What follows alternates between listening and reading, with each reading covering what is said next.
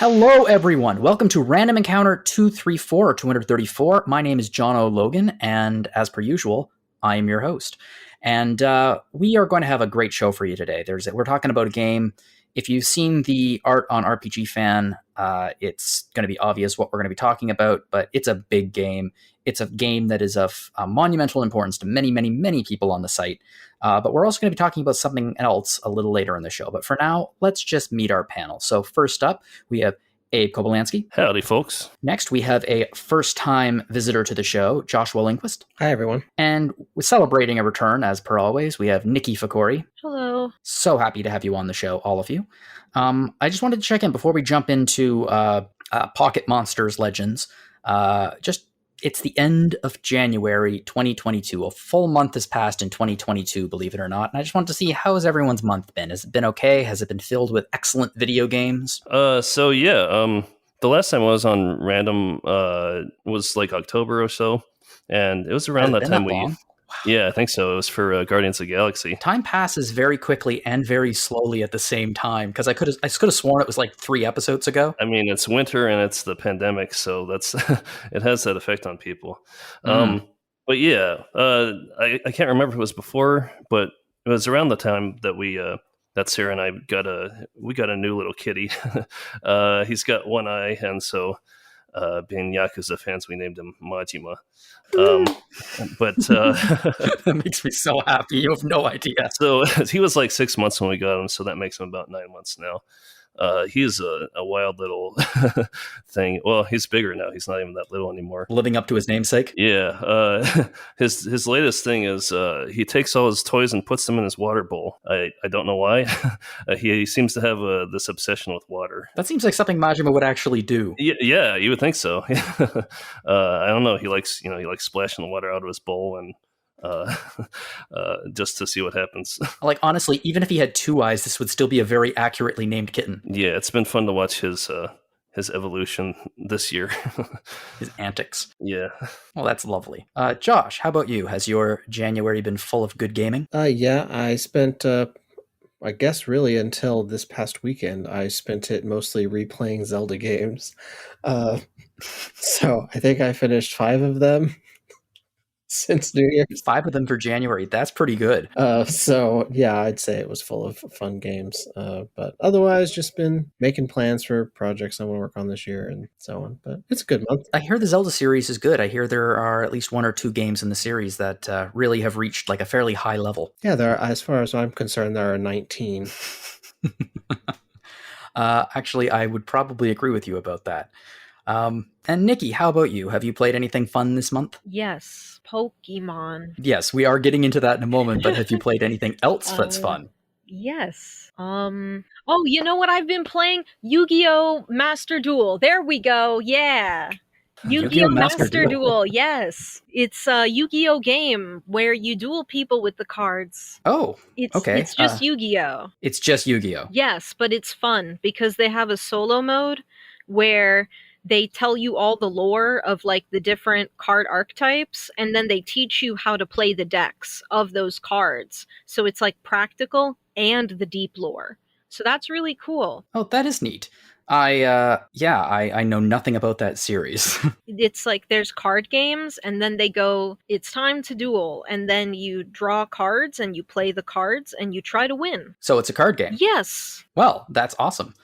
And you've been enjoying that? Yes. I got to make, I used to play competitively when I was a wee lass. So I got to like basically remake one of my many old decks, but with like some of the new cards that they added, which is really fun. I know that we had some massive Yu-Gi-Oh fans on staff a while back. Eva is still Eva, who used to be on staff. She talks about it a lot on Twitter. And apparently there was some kind of a massive card ban or something that happened a few days ago. That's very controversial, and many people don't know what's happening now. Oh, wow. Even I don't know what's happening. I'll have to check on that. Well, something that we do know is happening is the release of a new Pokemon game, which is Pokémon Legends Arceus. And it's been a pretty big year for Pokemon. Like we've had actually 2 years. We've had quite a few new Pokemon games, but something that has been happening recently, at least from the outside, I don't really play Pokemon, but I've noticed that there's been a certain level of, I don't know, staleness about it. Sword and Shield people were very excited about Sword and Shield, but it was greeted with not a whole lot of enthusiasm. People really liked it, but it didn't seem to click the same way. And then a few months ago, Brilliant Diamond and Shining Pearl came out, and they were just pretty much straight remakes without much going for them aside from that. Like, they had better graphics, obviously, and a few extras, but for the most part, they were the original games. But it seems like Pokemon had kind of been in a little bit of a rut for quite some time involving their gameplay. And when the trailer for Pokemon Legends Arceus came out, there was a lot of jokes about people saying it's Pokemon of the Wild, because it looked like a big open world, very inspired almost by Breath of the Wild. And there was a lot of debate over the last couple of months over whether or not this thing was going to be good. People had some very negative opinions about it, because it's the internet. They always have negative opinions about it. And it came out, and early reviews came out, and they were very positive from the Japanese press. And then reviews came out from some other outlets, and they were very positive. And now we actually have a copy. Niki is working hard on the review. Josh and Abe have both played the game, and it seems like that this game is providing quite a bit of the reinvention of Pokemon that we've been waiting for quite some time. So, Niki, why don't you tell us a little bit about Pokemon Legends Arceus? It's a game where you run around and throw stuff at Pokemon. Haven't you ever wanted to throw stuff at Pokemon? I have. Now you can do that, and it's great. I understand that you're throwing things that are not the usual Pokeballs. They are, in fact, a little bit less advanced than the old Pokeballs, or the new Pokeballs. Modern day Pokeballs. Right. It's in the past. Ooh. So you basically use the apricorns, and they hollow them out, and you have a cool little Pokeball. And that's what's fun, because not only is it like old, but you get to do crafting. Wow. You make your own stuff. Otherwise, you have to pay for it. And heaven knows you need the money if you want to expand your bag space. So you better start looking for all those cool things around the wide open world. Yes, so there is no Pokemart, essentially. Not like there is in future games. There's no giant department store style Pokemart. Let's actually talk a little bit about the setting real quick. So yeah, this game takes place in the past. It doesn't take place in the semi-modern / futuristic world of Pokemon where 9-year-olds are safe to go out and, fight with wild animals. This takes place, it looks like about 100 years in the past, with a very 19th century Japanese aesthetic to it. Yes.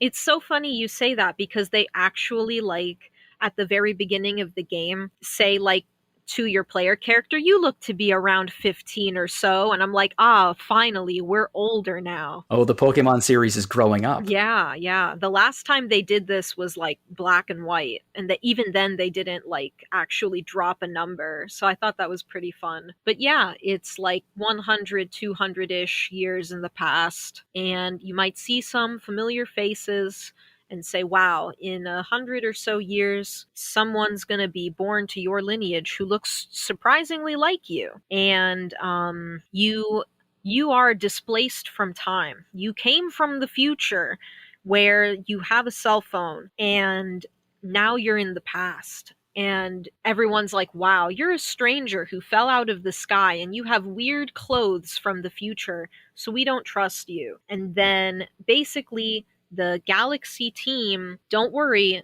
they're not bad yet, are like, hey, why don't you help us catch Pokemon so we can fill out the Pokédex, because we're terrified of Pokemon. They're going to kill us. So we need to do research.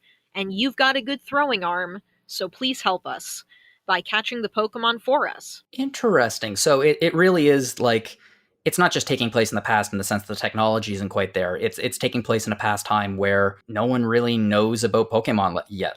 You actually do need to use the Pokédex. You need to catch them all to figure out what the heck is out there. Right.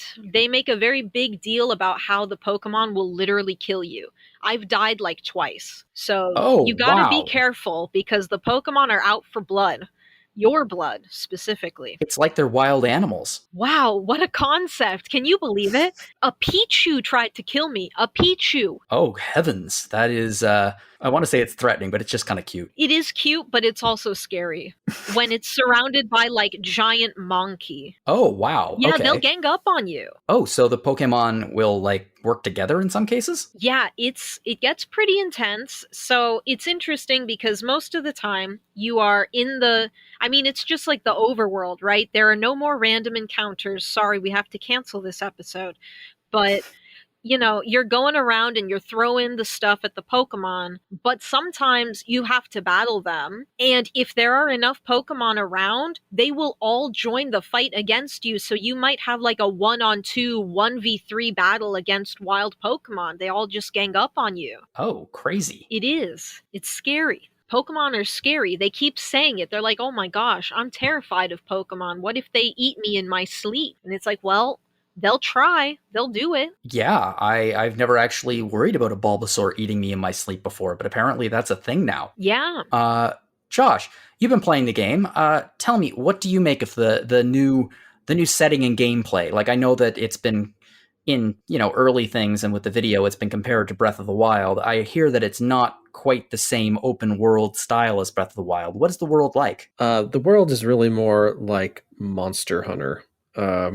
Really, the game systems in general are a lot more like Monster Hunter. In particular, like I played Monster Hunter Rise the most. It feels very familiar to that, but rather than just one big world that loads all at once, it's zones that you go into. And so the town is completely separate from the world, and you talk to the guard at the gate, and he sends you off to the zone you pick on a map. And then you're free to run around and complete your missions and catch what you want, and when you're done you go talk to someone else and they send you back to town.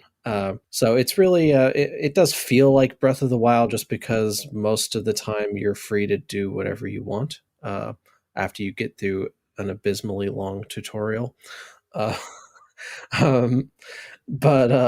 no, you're free to roam around fairly large areas. Like even Monster Hunter, the zones are pretty big.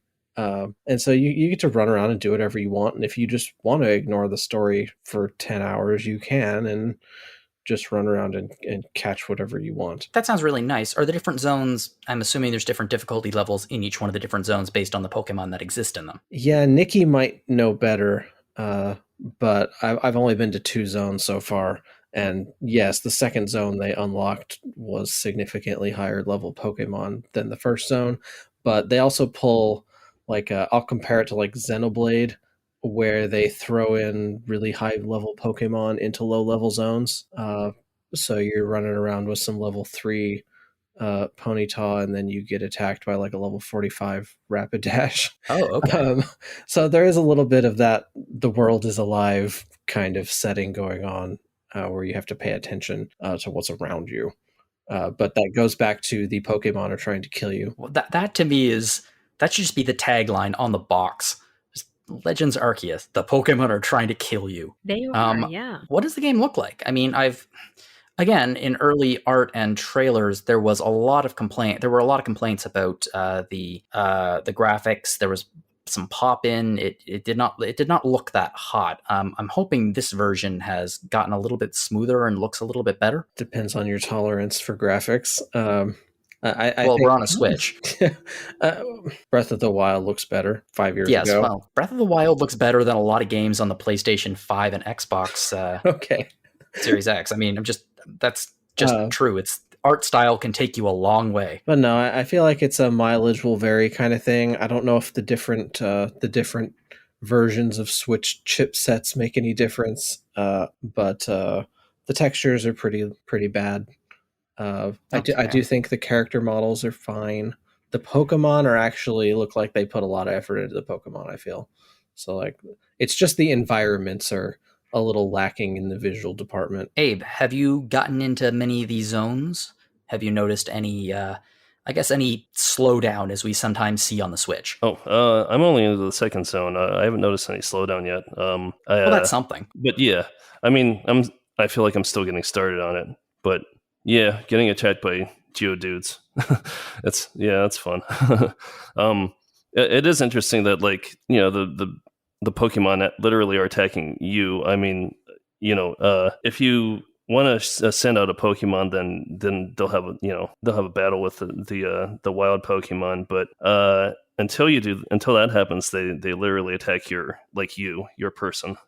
So it's a little bit, it handles a little bit differently than the previous Pokemon games. I have to admit, the idea of there being an additional level of threat, it's an interesting innovation from what I know of Pokemon. Like in Pokemon in general, there is no real threat to going out into the wilderness. It's just something, apparently, like by the 21st century in the world of Pokemon, all of the wild Pokemon have been tamed enough that they are not going to eat a small child. But at this point, the fact that they do see you as a threat and they want to attack you and they are wild animals. Yeah, Josh, it does sound like they're pulling a little bit from the Monster Hunter idea, where it seems like it's taking the whole, I guess, hunting pocket monsters a little bit more seriously. Sure, I would agree with that. I really do feel like the game was chasing Monster Hunter designs more so than the obvious Zelda comparison. But because it really feels like a Monster Hunter game with turn-based combat. To be fair, every game that comes out nowadays that has an open world that's mostly nature is a Zelda comparison, invites it. That is true. But no, like it really does. Like you are literally going out hunting monsters. It's not as I don't know what the word is, upfront about it. And like Monster Hunter, you really will just go chase down the monster.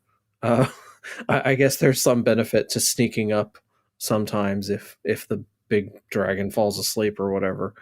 But there's a lot more like stealth mechanics in this. You can sneak up on the Pokemon because you don't have to battle them anymore. Like they really took a note from Let's Go and just let you start throwing Pokeballs around. And so I don't fight 50% of them. You just sneak around in the grass and behind rocks and throw balls. Well, that depends if you want to fight them, though. Right. I mean, because you can still do that if you want to. Yeah, completing the Pokédex requires fighting part of the time. Okay. Niki, let me ask you a little bit about the gameplay here. So you mentioned before that Pokemon can gang up against you now. How does I guess what Josh was talking about, the combat, the catching, how does that differ from past Pokemon games? Well, yeah, if you send out, so you have, you can juggle around your items or your Pokemon. If you send out a Pokemon close enough to the other Pokemon, it's like a regular series battle. Well, it's not like a regular series battle because now they have like turn speed. They're like one step away from like an ATB system right now, with like agile style and strong styles, basically making it so it's not just about like your Pokemon is faster, it goes first. You might actually be able to get in like multiple hits before your opponent if your battle speed is high enough, and you don't want them to faint if you want to catch them. But if you want to, I have been trying to avoid battle as much as possible, not only because the alpha Pokemon are like 20 levels higher than my Pokemon and it's horrifying, but because it's just really fun. They give you a lot of tools to like exactly use like stealth mechanics. Like I like to throw smoke bombs, hide in the smoke, throw food to distract them, and then get up behind them and throw a Pokeball. Like, or if I'm really high up, you can take advantage of elevation. And like, if you see an item high up that you don't want to climb up to get, you can send your Pokemon to get it. If you see a Pokemon down below that you don't want to startle and scare them away, you can just try aiming the Pokeball to try to get them from high up, and it can work. It's just really fun to just go around and just like see, okay, what is this Pokemon doing? How do I approach it so it doesn't kill me? That is very, very neat, actually. So it provides an extra element of strategy in there just beyond the combat. So you actually need to be paying attention to your environment and use different strategies to catch them. That's smart. Yeah, and if you're not paying attention to your environment and you get into a battle, another Pokemon might show up in the fight. So you have to be paying attention no matter what. Okay. For some reason, when you mentioned throwing a smoke bomb, I pictured Batman catching a Pokemon. I don't know why. I just I just like that. I think Batman would be a great Pokemon trainer. Yeah. Bang zoom. Probably go for the Zubats mostly, I guess. Zubatman. Yeah. I can imagine Batman hanging out in a cave with Zubats. Yeah. I can see it.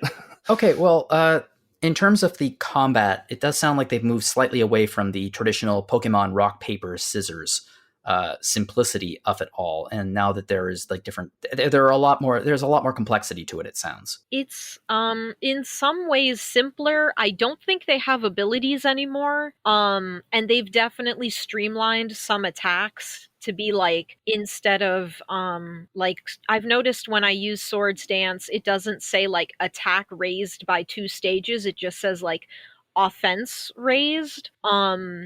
But they do have this thing where after a certain number of like level ups, your Pokemon will master a move. And if they master the move, you can choose either Agile Style, which will do less damage but increase your battle speed, or Strong Style, which does more damage but reduces your battle speed. So you have to kind of decide, okay, is it safe to do a strong move which will maybe KO the Pokemon, but if it doesn't, they're going to attack twice in a row? Or do I, go Agile Style, do less damage, but over time I might be able to start attacking multiple times in a row? Or do I just go regular attacks? You get a lot of like options there. Something that I think is honestly more cool than the battles themselves is that it takes place in the environment. So like you can move around while you fight, and like I've had battles where I'm up on a cliff and my Pokemon are like down beneath me, and if you get in the way of the opponent Pokemon attacking, it'll damage you too. So so you really have fun. HP as well. Yeah, like it's really neat that you can be a part of that. When the battle is almost over, I like to start running so I can get a head start to like move away, right? Like, you see what I mean? So I can start looking for more stuff. Mm-hmm. But if you go too far, you'll actually like get out of the fight. So that's like another way of running away if you want. Yeah, I do like that you can actually just physically run away, or you can hit the command to run away. And even the same way, you can use items with the way you would. There's the battle command for item, or you can just open the item menu as if you were in the overworld, which is just toggling with the X button. But yeah, I do really like how you just can run from one thing to another. Like, I don't think we've talked about resource gathering at this point, but you can send your Pokemon out to get berries out of trees and so on. But you don't have to sit and watch animations for that to happen. You can just see a tree and lob a ball real quick and keep running. The same way with the battles. When the battle's over, you can start heading off in whatever direction you want. You don't even have to wait if you throw a Pokeball to catch a Pokemon. If the ball hits a Pokemon and you just want to wait to see if it dings, you can still be running off in another direction to do something else. So it just has a really cool flow to it where you just feel like you're always going. Okay. I think I wanted to ask you about actually everyone, because this is always a hot button topic. Let's talk starter Pokemon. So the 3 starter Pokemon in this game are unlike a lot of other games. They're from older Pokemon games, but they were never they were never starter Pokemon together. So why don't we talk about your favorite? So Niki, who did you choose? I picked Oshawott. Oshawott. So Oshawott what game were they from? Do you remember? Black and White. Awesome. And why did you choose them? I love Black Aside from the and fact White. they're cute. It's cute, but I always pick Snivy in Gen 5, so I wanted a chance to start with Oshawott finally. Okay, and they are a water type. Yes. Yay! A little baby lad. Abe, who did you choose as your starter? I don't have a long history with the Pokemon series, but I chose the fire one. I can't remember what his name is. Cyndaquil. Yeah, that's right. I don't know. I'm always drawn to the flame, I guess. And Cyndaquil is from what exactly? Yeah, you'd have to ask Niki. Gold and Silver. Okay, Gen 2. Another little lad. Nice. Yeah, it looks like a little Hitty. And Josh, who did you choose? I also chose Cyndaquil, but I actually chose him because he's one of my favorites anyway. I grew up playing the original Pokemon games, and Gold has always been my favorite of the older games, and that's always who I chose anyway. So that was a bit of a treat. Yeah, so then putting Cyndaquil in it just was no competition. I do like Rowlet. That's who I chose for that game. What was that? X, Y? Sun and Moon. Sun and Moon. Okay. Well, I was going to say Rowlet. If I was playing this game, that's who I would choose, just because I like owls. A very round child. I was very tempted to go Rowlet. They really picked 3 good starters. Like, it feels like they almost picked 3 fan favorites and then made us all choose from a really difficult choice. Yeah. Because most Pokemon games, I feel like I go into them and I just kind of am drawn to one of them specifically. And this one, I actually had to think about it for a minute at least. How spoilery do we want to go here? Because I have like 29 hours logged, and I've seen some things. I think we can go a little bit spoilery. So yeah, if anyone is listening and they do not want to be spoiled at all, you can skip ahead a bit. But Niki, yeah. My Oshawott evolved. Wow, he's so cool. I mean, he was already cool, but now he's still cool. So that's neat. Were they not supposed to evolve?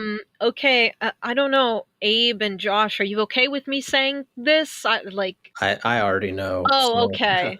Go for it. They have new evolutions. Oh, okay, cool. So yeah, normally Oshawott becomes Samurott, and he has this cool beard, and he's a water type. But in this game, he becomes a water dark Samurott with a new attack, and it's really neat. They all have new evolutions. Oh, that's really cool. Right. Cyndaquil's new Typhlosion is now Fire and Ghost, which was again a pleasant surprise for me because I love Ghost Pokemon. Yay! So I just barely got that far, so I haven't gotten to use him very much. But I was glad at the new second type tacked on there. Yeah. I don't mean to sound critical because he is a cute little guy, but he does get looking a little bit derpy in his final evolution. It's a little weird because Cyndaquil kind of looks incomplete. Cyndaquil and Quilava and Typhlosion look incomplete without the flames. And the standard just model doesn't have the flames. You have to actually see it in battle with the flames on. And so it just kind of looks like a sloth. It has purple flames on its back and also almost like a necklace, I think, kind of around its chest. So it's got like a spooky ghost purple flame thing going on. So it looks better, but yes, he does look a little bit derpy when the flames are not there. Aw, I think there's nothing wrong with having derpy-looking Pokemon. Derpy-looking Pokemon are cute. And then Rowlet, normally he's a ghost type archer, but in this game he becomes like a fighting type warrior. Yeah, I'm looking at him now, and it's a very different looking design than in past games. Yeah, past games he kind of looks like actually there's almost like an emo kid type evolution going on here. Yeah, his middle stage looks like Edgeworth. Wow, his middle stage does look like Edgeworth. A lot like Edgeworth, actually. Dartrix. Actually, that even sounds like the name of a prosecutor from Ace Attorney. Yeah, you see? Oh, no, actually, this game confirms that Pokemon and Ace Attorney are in the same universe because Commander Kamado does the Susato takedown on you. Yay! Really?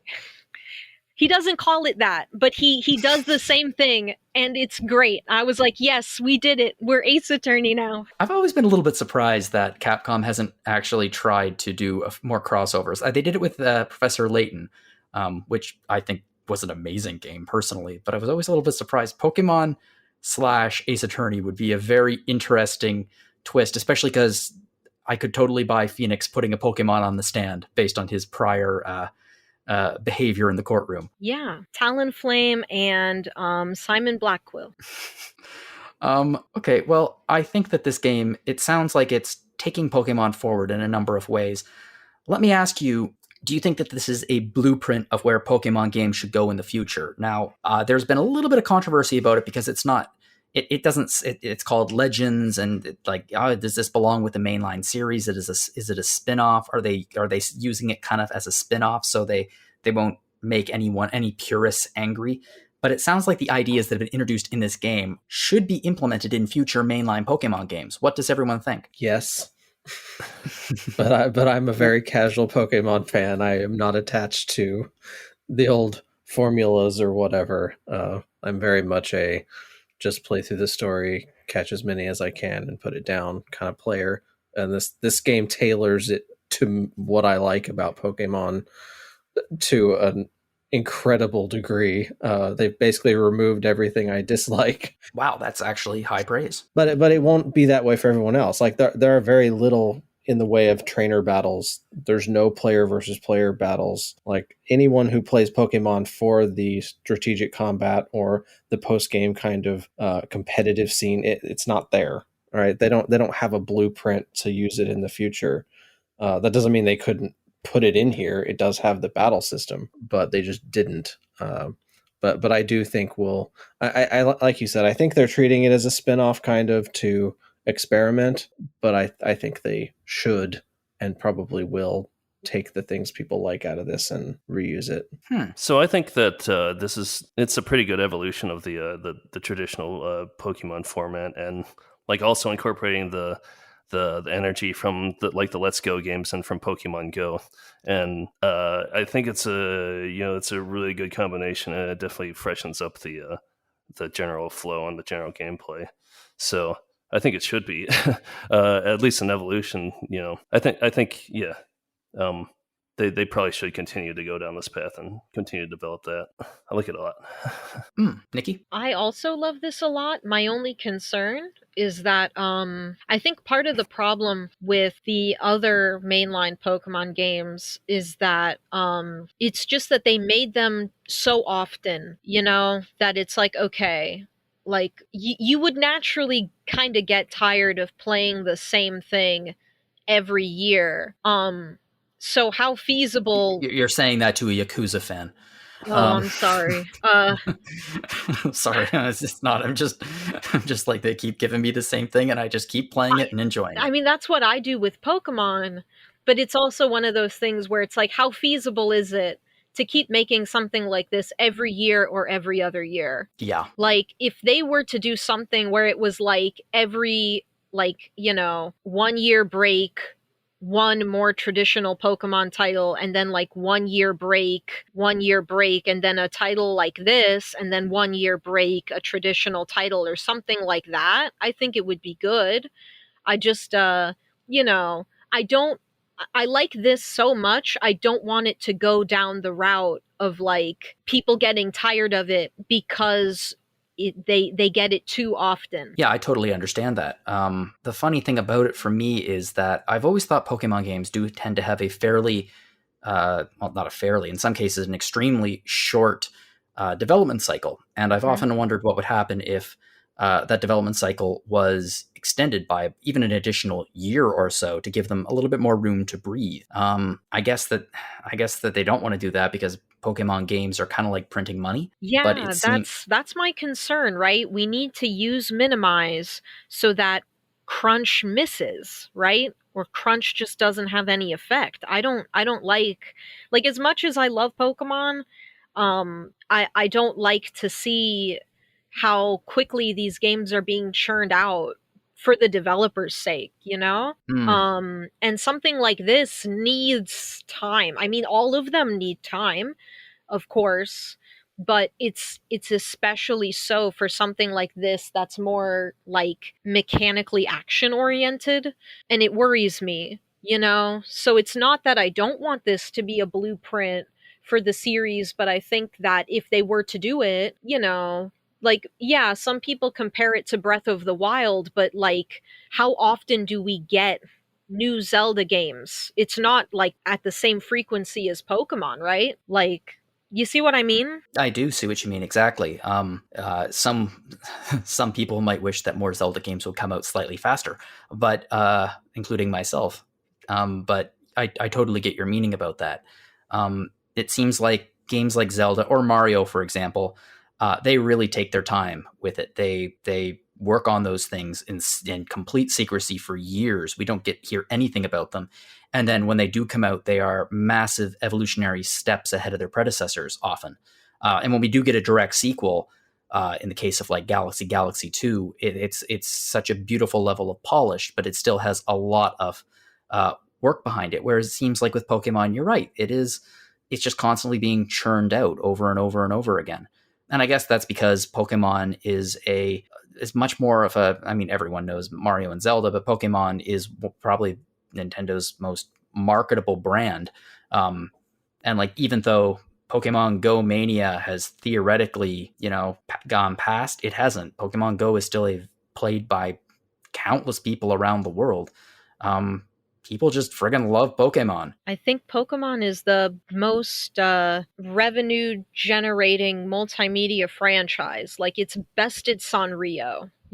Like, it's like you said, right? It prints money. Mm-hmm. It just does. And last year was their 25th anniversary, was Pokemon's 25th anniversary, which explains the number of games and things that got released last year and have continued to be released this year. So hopefully things will slow down for a little bit and give them a little bit of time to catch their breath and try something new, or at the very least learn the lessons that have been taught by this new iteration of the game. Right. I mean, one of the lessons they need to learn from this is that even though Arceus plays really great, like, it does have shortcomings, and it feels like it could have used another year of development and maybe would have been significantly better if it had it.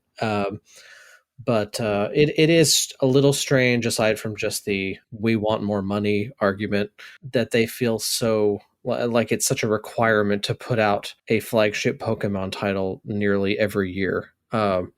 When last year we had Pokemon Unite and Pokemon Snap and Diamond and Pearl, and then this Arceus right at the beginning of the year. We've gotten 4 Pokemon games in less than a year that have all been well received generally. So it's odd that they feel like they have to keep that pace up when, like you said, another series like Zelda and Mario doesn't. I mean, Zelda does get like remakes and ports, but Pokemon doesn't do ports really, and they could be doing that. I mean, people would eat it up if Ruby and Sapphire were just ported over to the Switch.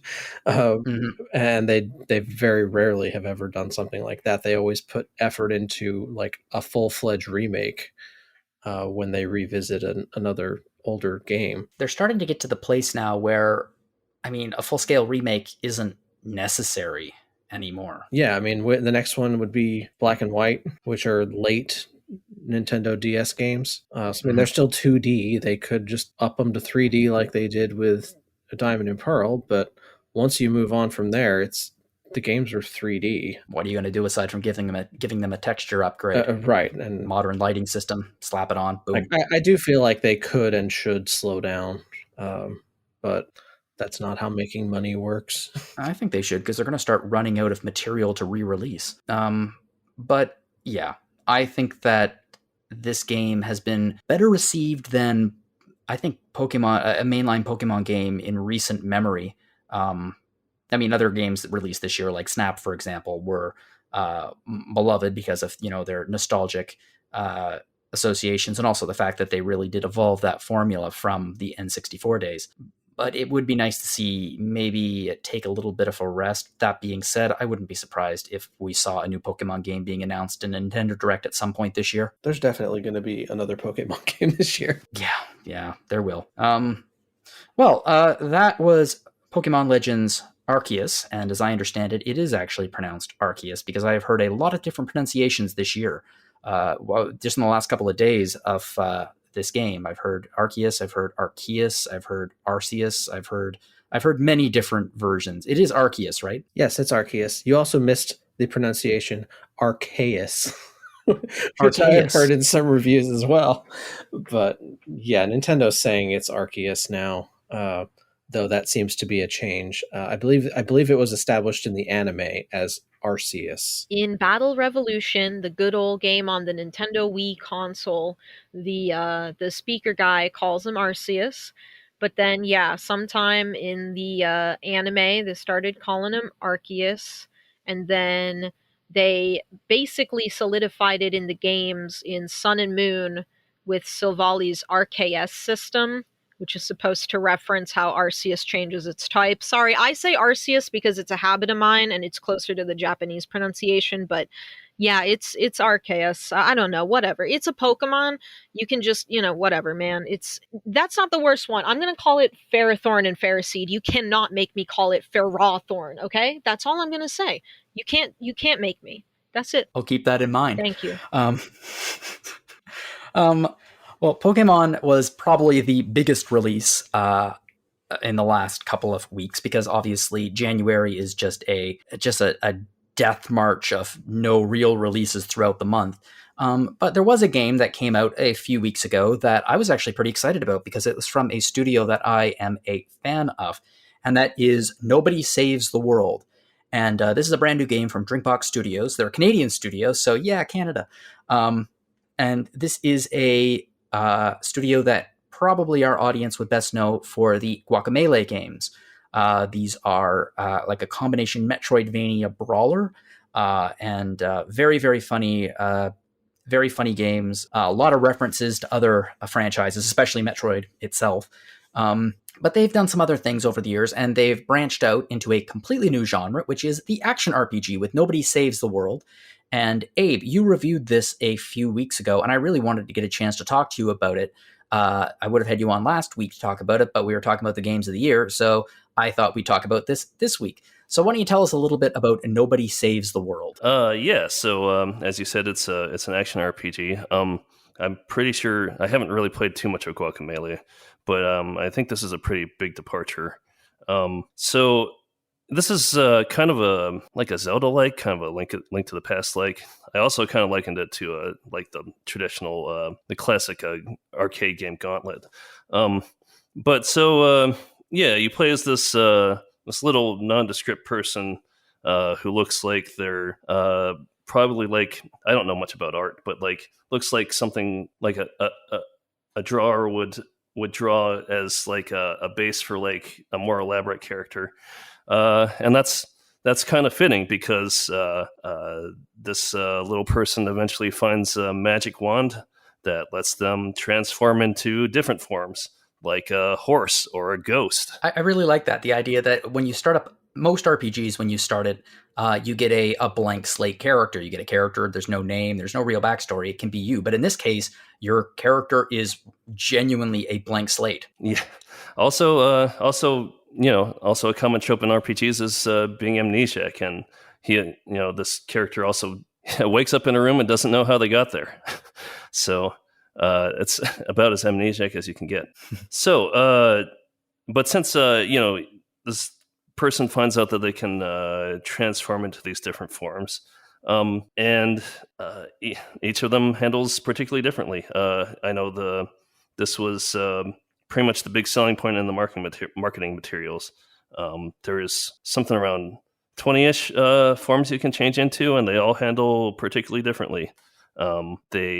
They all have a signature attack that each one is particularly unique, and then as they evolve, as they level up. Sorry, I got Pokemon on the brain. As they level up, they gain more skills and more attacks.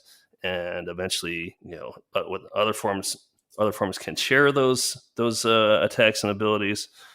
So you end up with this giant, just this like big toy box of so many different combinations and things you can work with to try and survive this kind of, I don't know, fantasy-ish world. It reminds me a lot of like Nickelodeon cartoons, actually, like from the 90s. Yeah, that's the style I got from that. That's the feeling I got from the style as well. Yeah, I mean, if you look at the little nobody person, the main character, it's got those big black eye sockets. Like, and if you just drew some eyes in there, then it'd be like a SpongeBob character. I like the idea that rather than have a classic Legend of Zelda style toy box where, you have all of these items, that in this particular case, you have all of these different forms. It's a nice turn on the classic idea. Yeah. So it'd be like if in Zelda, if you decide you want to use a bomb, then you just change into Bomberman. Or if you if you want to use a boomerang, you just turn into like a boomerang brother from Mario.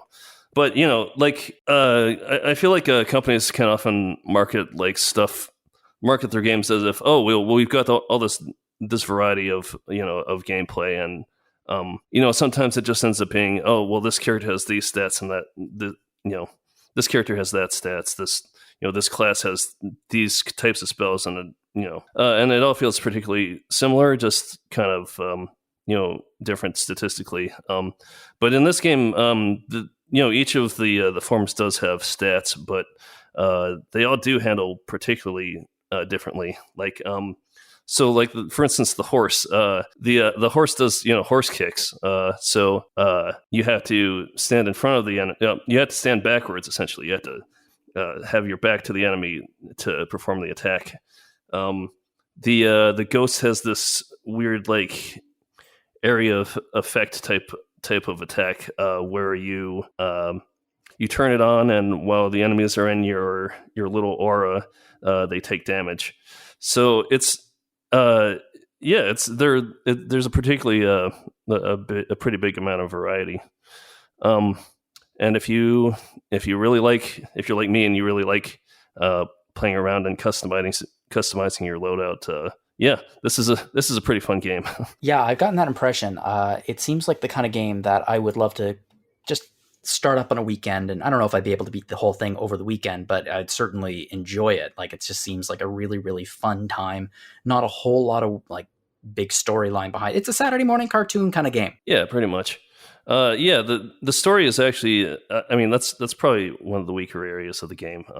There really isn't a lot of story. I don't know. I haven't, like I said, I haven't played Guacamelee. Was that a little bit more story driven? Yeah, it did have a fairly decent story. It was like a fairly light-hearted one and like full of humor, but there was a story there. Yeah, in both games. Yeah, and I would imagine the whole luchador thing would be pretty rife for clever story beats and things like that. Pretty damn. Yeah, I mean, it does play in a lot of the Metroid.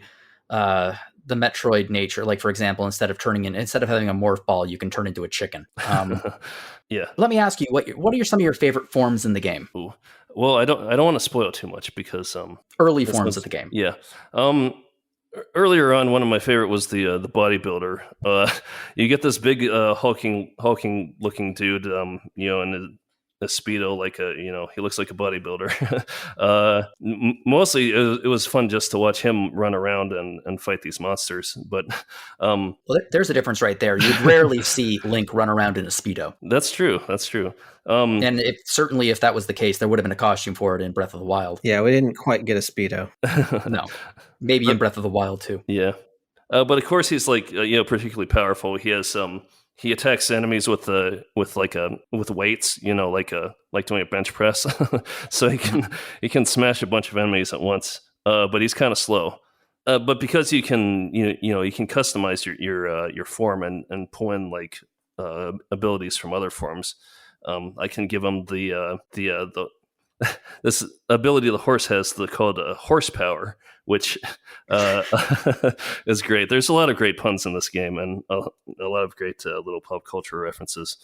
But yeah, you can give him this horsepower, and the horsepower allows you to run around and just damage enemies while you're running around, like a horse would do. Which makes if it was if the horse was fighting people or something.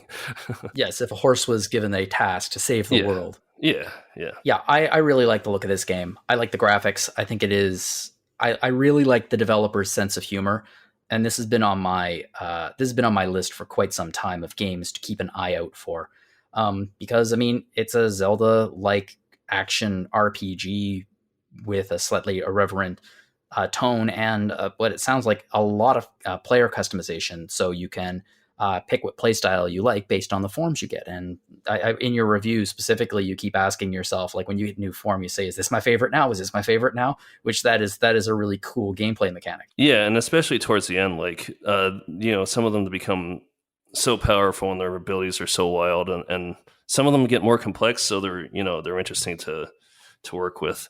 So yeah, it really does improve, as you progress through the game. Abe, if you're ever looking for a half-decent Metroidvania, I can really recommend Guacamelee and its sequel as well. The sequel does everything the first one does, but better. It's one of those sequels that genuinely does improve on the original, but the original is a solidly fun Metroidvania that I really enjoyed. So I think this studio they're doing some cool stuff. Yeah, I am looking at Guacamelee now since I really enjoyed this game, and that might be going on my list now.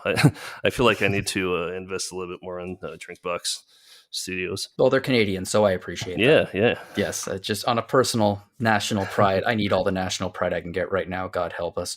Actually, you're all American. You might not know what's going on up here. But yeah, Canada. Whew, could really use a little boost right now. Well, thank you very much for talking to us about that and for reviewing the game. And as always, the review will be in the show description.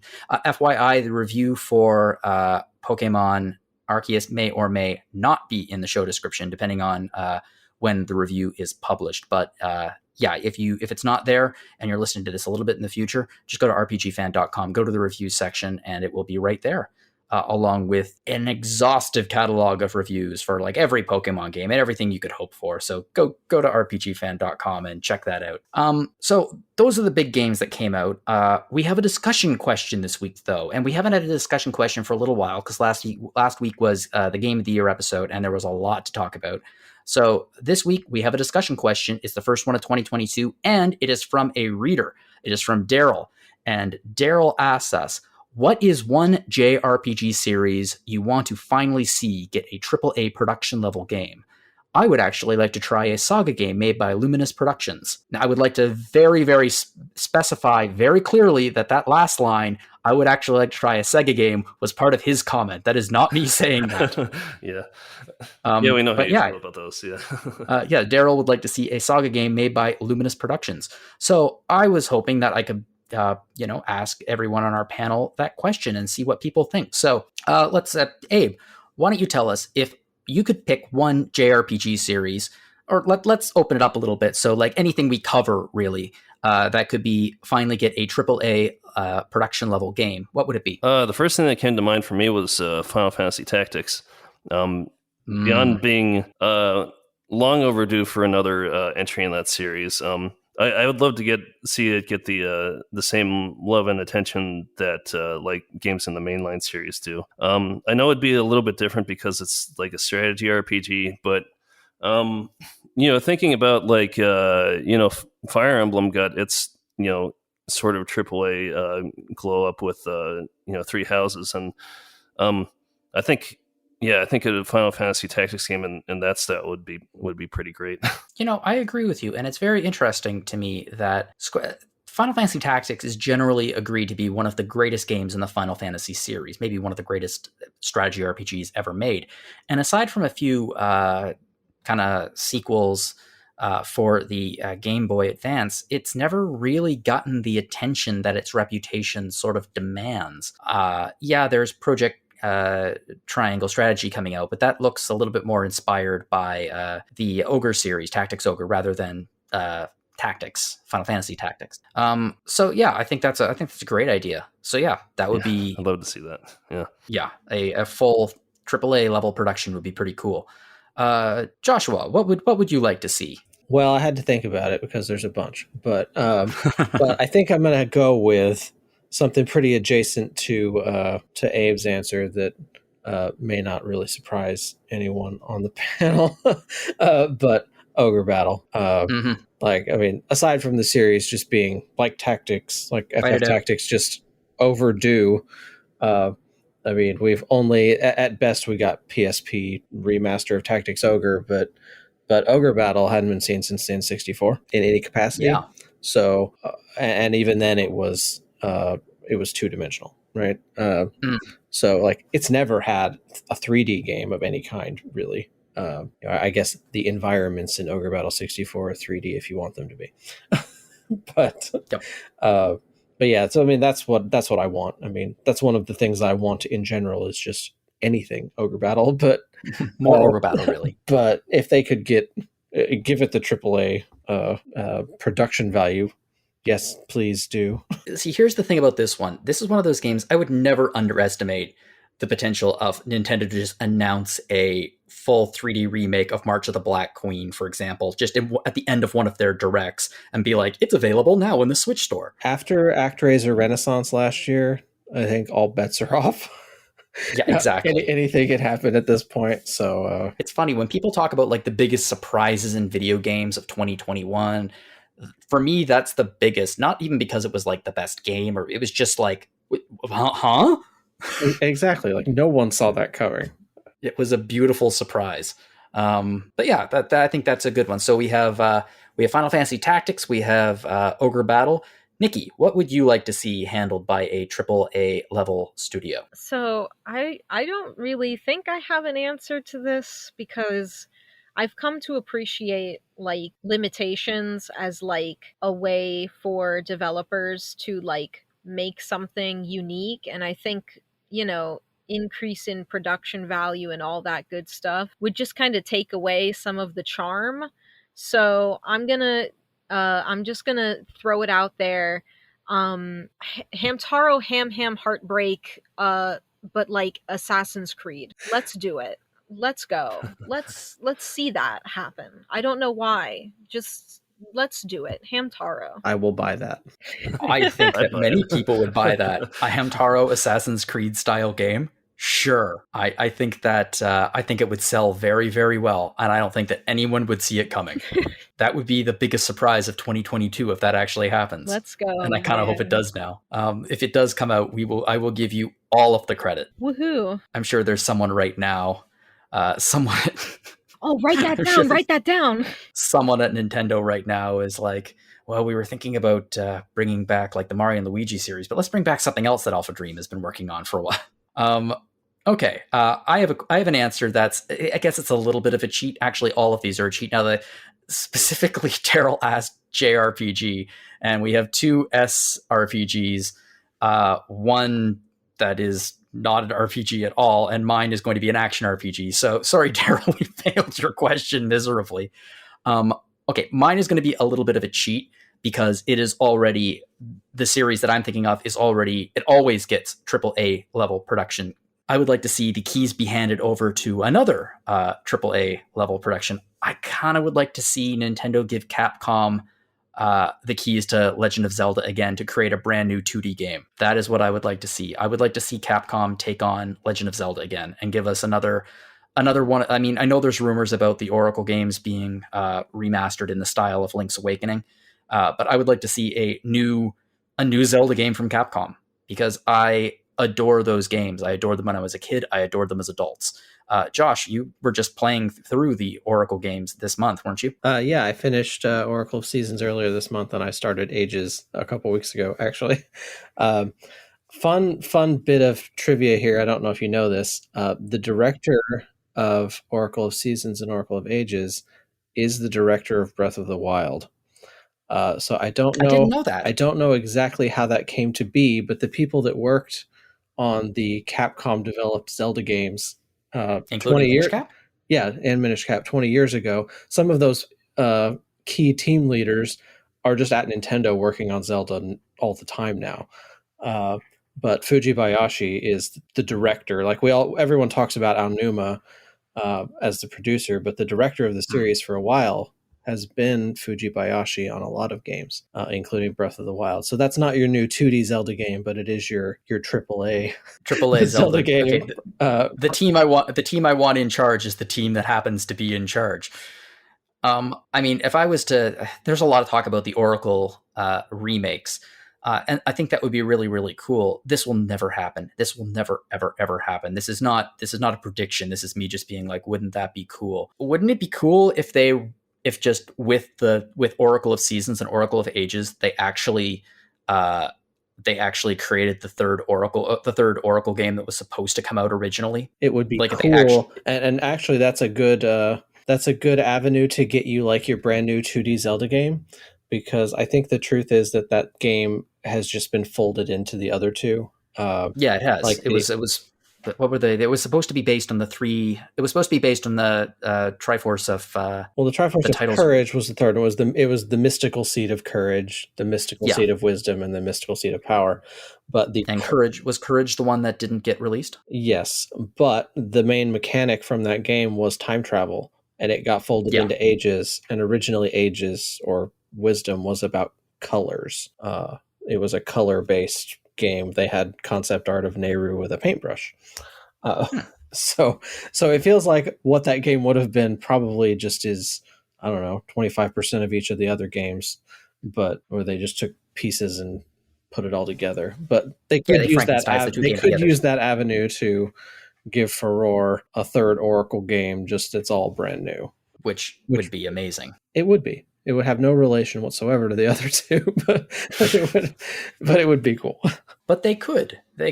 I mean, if they were, unless they're doing a Link's Awakening was a straight remake. Not that there's anything wrong with that, because they did a real good job so of it. Much. Yeah, it's real good. Is real good. And what I really like about that game is, just for fun, after I finished playing it, I brought out Amanda's. She actually has a Game Boy Color, and she has a copy of Link's Awakening that lives permanently in it. And I guess it wouldn't be Link's Awakening, would have been the color version, but I played it. And I mean, it's just as good in a different way. It's such a good game, which is why I think a lot of people are excited about the Oracle games. Although I don't know if the Oracle games, okay, this is getting a little bit beyond the scope of this podcast, but I don't know if the style of graphics from Link's Awakening would work for the Oracle games, because Link's Awakening it's dreamlike. It's supposed to be dreamlike, whereas the Oracle games, while they use the same graphical style from Link's Awakening on the Game Boy at the Game Boy Color, I don't feel like that graphic style would really work for them. It's funny you say that. I comment on things online about this all the time because I agree with you entirely. I feel like they could use the engine, but they should try a different art style, because it is like, it's all dreamlike.